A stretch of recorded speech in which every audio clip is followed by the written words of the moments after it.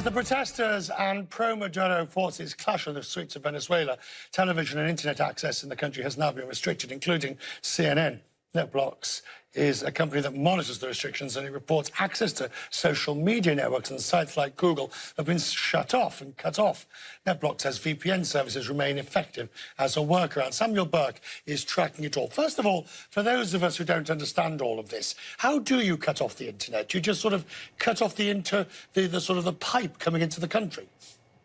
No, really the way they do it is start cutting it off service by service, and they start with the biggest ones, the way that you're just showing on the screen there, Richard. YouTube, Android, these are the biggest platforms in the world, so if you're able to just cut off access to one particular server, that really means you're cutting off access to the internet. But what's so interesting here is if you look at some of the data that this group, NetBlocks, is showing us, it's only affecting users of CAN TV. This is the internet that's run by the state. You have options of getting private internet or the one that's backed by the state, and it's only the state-backed internet that is seeing these cuts. That leads experts to believe that the Maduro government is behind this block. Right, but what's the purpose? I mean, I don't know whether you're familiar with the percentage that will be getting it from that versus from private. I mean, assuming you can afford it at all. I mean, how much does this government-supplied service have?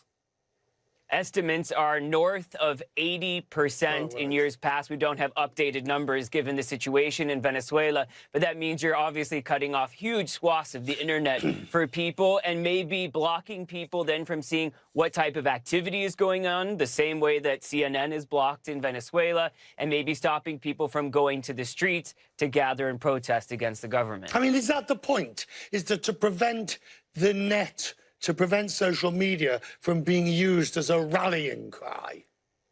It's a classic case of stopping the flow of information, but there are also these unintended consequences, Richard. I'm fascinated by the fact that you would think that Venezuela, a place that has these constant outages of internet and one of the slowest internet connections in the world, that they wouldn't be using mobile payments. But because there's such a lack of cash in Venezuela, you can't get your hands on cold, hard cash, so people have actually been using mobile payments at higher rates than neighboring countries. So it means when there's a blockage like this, the already crippled Venezuelan economy gets even worse because, of course, if you can't connect to the internet, you're not using mobile payments.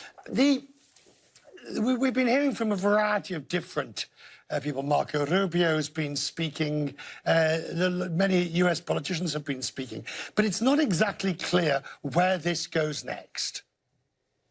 And it's interesting because Marco Rubio, the senator from the United States, was actually tweeting about the internet block, and he alleged that maybe China was involved in some way. I've been speaking to one of his aides who said, well, they're talking about, he was talking about ways that Chinese companies have been alleged, according to media reports, to have provided tools to Venezuela to monitor tracking, but there's no sign that there was any Chinese involvement in this current blockage.